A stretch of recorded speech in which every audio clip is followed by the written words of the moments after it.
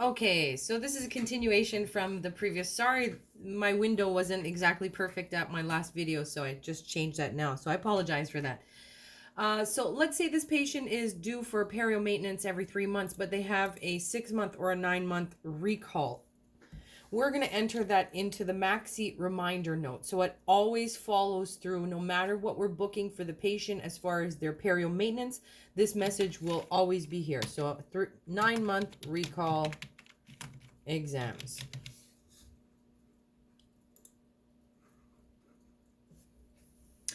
So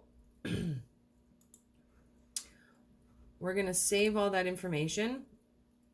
So this information hasn't been updated yet because once we bill her in the schedule, then this will automatically be updated. So what we're going to do is we are going to go in and we're going to bill Maynard and Grace. So when Maynard came in, let's switch to his ledger. We did not have the insurance details because Grace actually had those details. So what we're going to do is we're going to add him as a dependent. So we're going to go to insurance.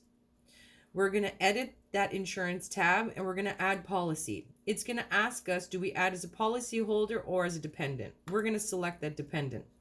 It already recognizes that this family is connected, so it's going to offer that as your first option, and Grace is there.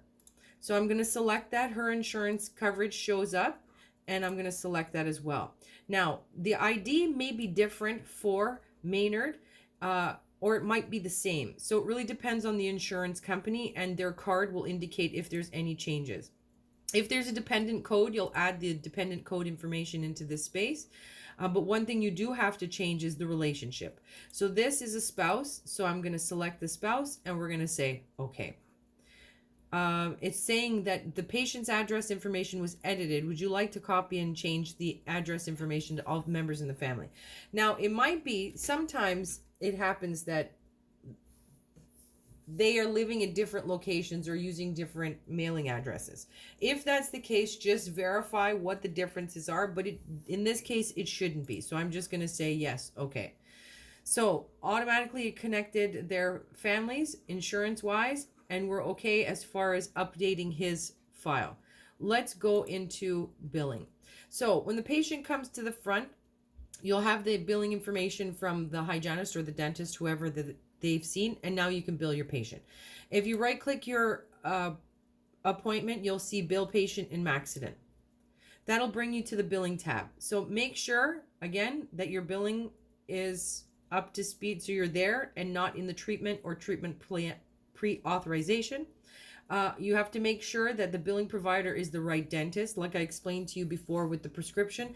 Sometimes a patient will want a specific dentist, but they came on a day that dentist is not working, and we have to just make sure that we allocate it to the right dentist who is providing the service.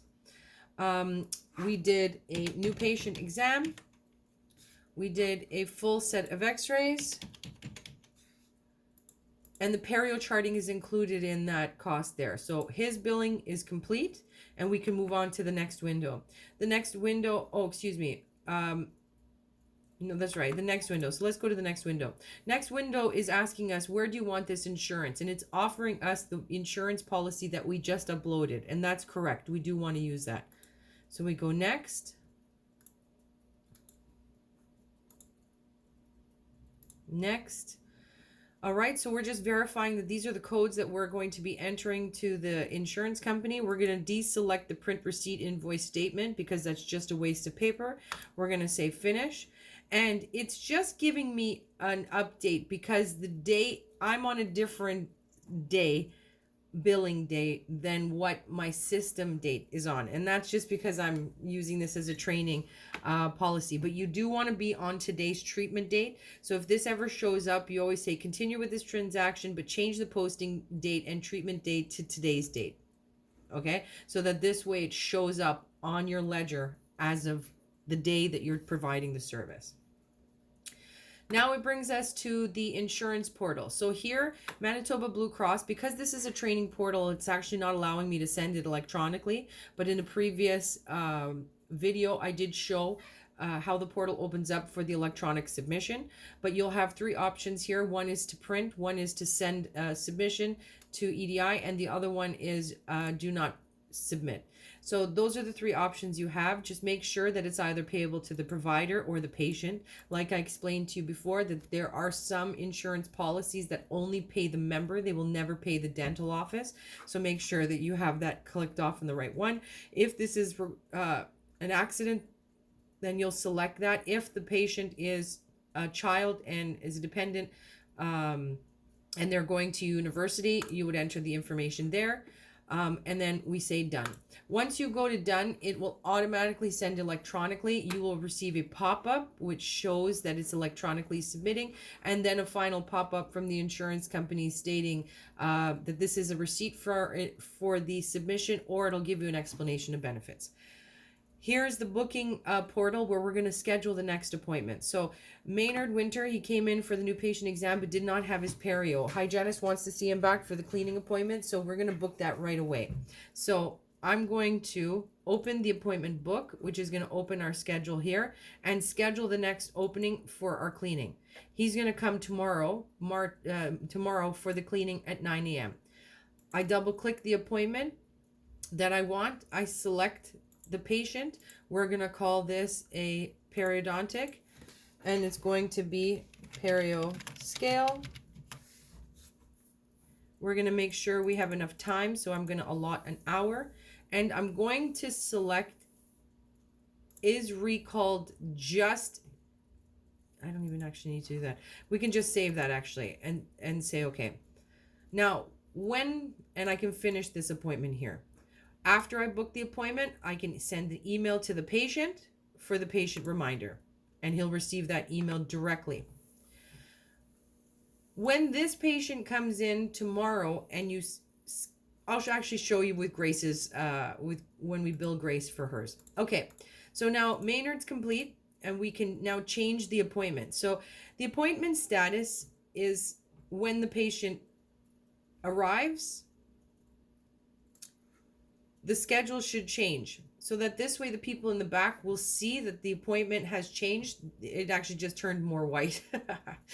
When the appointment changes, they'll see that has been changed, and they'll know the patient is here. They can also, you can change this or edit this to say send patient in, that kind of a thing.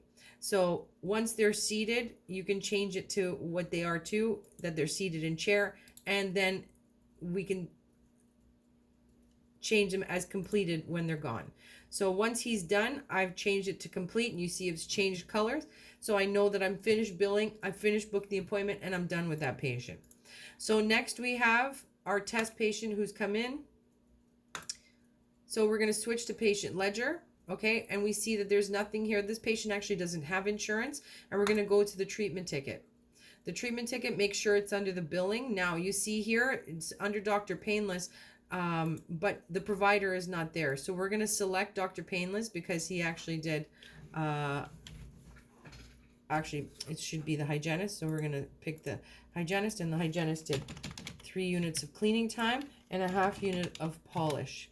We did a fluoride. Oh. Now, sometimes when you're entering a code and it doesn't show up, this pop-up window will show up. You can actually just start writing in details, and it'll show you all the codes that are associated with what you're pulling up. So right now we did a fluoride, and we did a fluoride varnish. So we're going to select this one. Okay. And we're good to go. So now I'm going to update the last hygiene date to today's date. When I do that, that's going to trigger that recall on the patient's ledger. I'll show you that. So once we say next, this will bring us to the payment type. Now, if they don't have insurance, you know already that the patient is going to be paying the full amount of what our charges are. So for this patient, the charge is $101.40. We know that we're going to be collecting this amount, so you can already enter this into the payment machine that you have and offer it to the patient.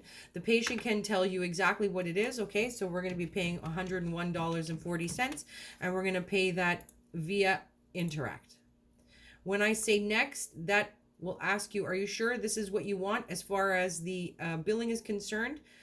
I'm going to say, yeah, I'm going to continue with that. It's going to ask me, do I want to print the receipt? I can say yes to it now because I've just, page before, I've just told the system that we're going to make a payment of $101.40.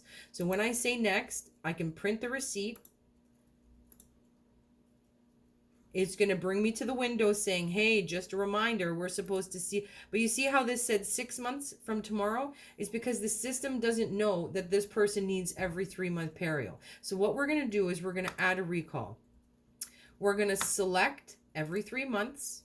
The time unit is 4 units. We're going to put that note in here, 3-month perio maintenance. If you this person doesn't have insurance, so we don't have to follow a recall standard. So that's not a worry for me. I'm going to save that. Now I'm going to talk to test patient and say it's time to book your next appointment. We should be seeing you 3 months.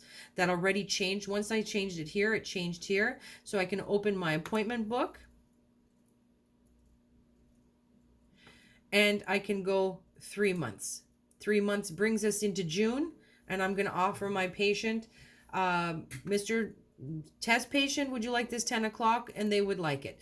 I can either double click one time or I can select the amount of time that I need for the appointment and it'll pick it up here. I just need 4 units. So it is a perio appointment because it's every 3 months.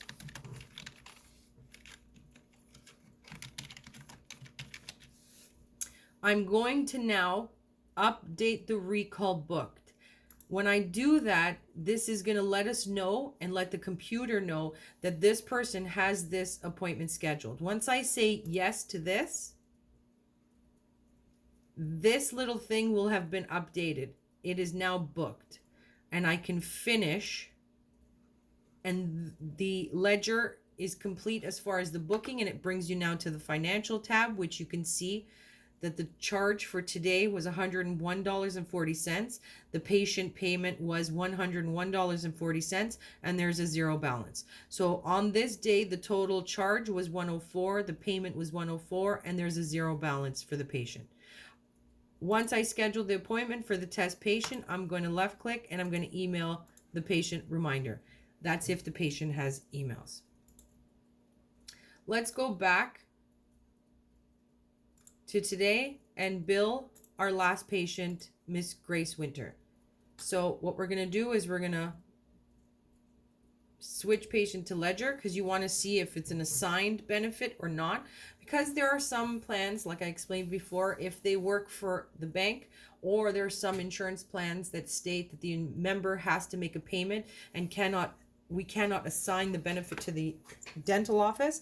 Then we have to just make sure we know what we're doing. So I always open the ledger so I can tell what's outstanding and who pays what. So right now we've never billed for her, but we know for her husband the insurance pays a portion, so we're going to send today's claim to them. So let's bill the treatment. So we're going to go to treatment ticket.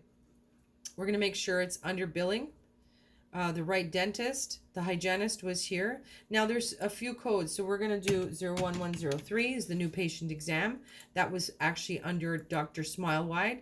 And the x-rays were also with Dr. Smilewide's assistant, so that billing is under Dr. Smilewide.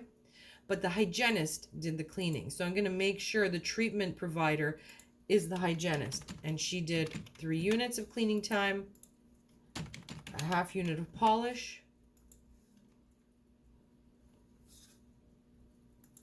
and she didn't want fluoride. So here is where we update the last hygiene date to today's date, and I can submit to the insurance company. It's going to ask me, do I want to send it to her insurance? And I say yes. The patient is not making a payment at this moment because we don't know what the insurance company is covering. I'm going to unselect the print receipt because the patient hasn't made the payment yet, and this is just a wasted paper. I'm going to finish. We're going to send it to the insurance company electronically. Go. That's going to bring us to our booking page. The hygienist says that her perio is actually a lot better than her husband's, so that we can see her every 4 months. So we're going to go ahead and change this. So we're going to add the recall, cancel.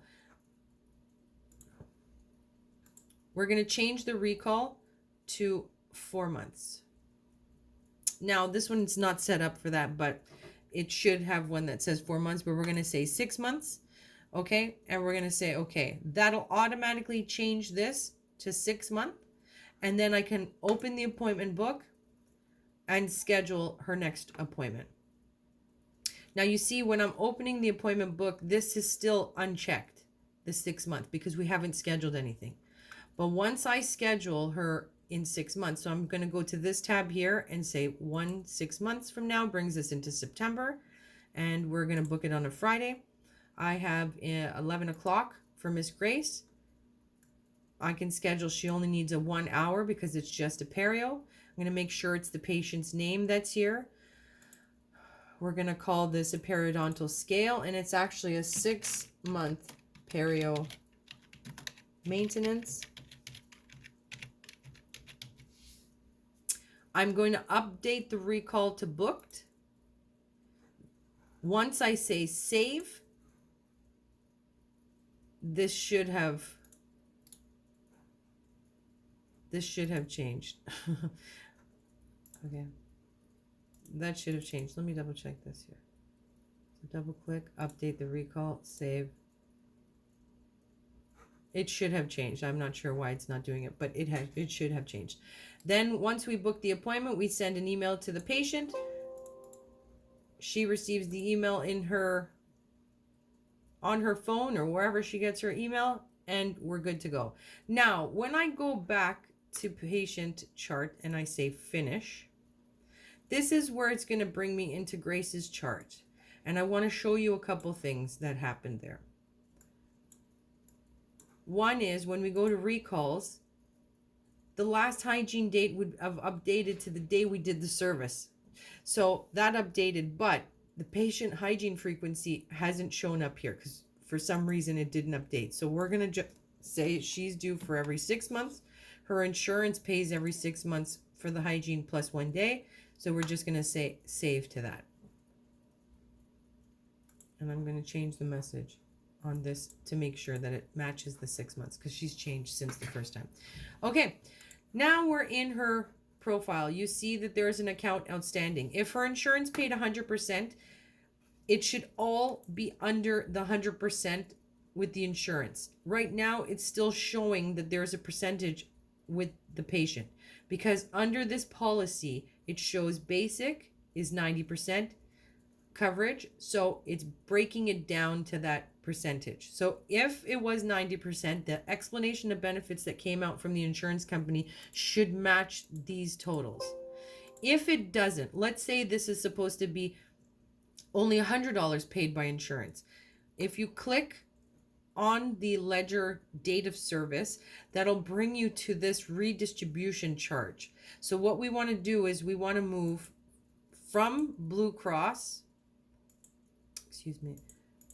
from Blue Cross to Grace, the difference, because Blue Cross is only going to pay $100. So $99.35 needs to be moved into,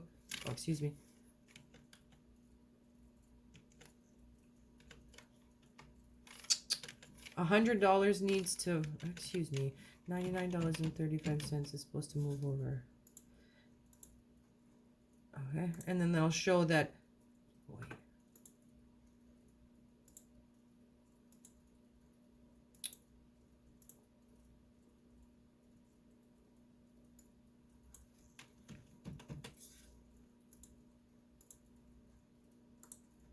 okay, so now the insurance company is going to pay the $100 and the patient's total is $121.50. If I go to the payment tab, that'll show me what is outstanding. So patient owes, if I move this to the side a little bit, it'll match this. Patient owes $121.50. This drop down tab will give you the option to select the payment type. So she's going to pay this by debit. We're going to we can either do an automatic payment because it's the only outstanding amount, or the line payment to direct the payment to a specific line. If this person had a lot of people in the family with a lot of outstanding balances, then a line payment makes sense because you don't want to apply a payment to the wrong invoice. So because this is the only amount that I'm applying, I can just say automatic payment. I'm going to say yes, and we're going to print the receipt. Or you can send it by email. A lot of people like the idea of, saving paper. So this is a great idea. You can send it via email and send it off to the patient, and she'll receive her email. Then patient, you see all that's outstanding now is what the insurance balance is. Patient total has been paid. There's a zero balance. So right now, all that's outstanding total is $100 balance.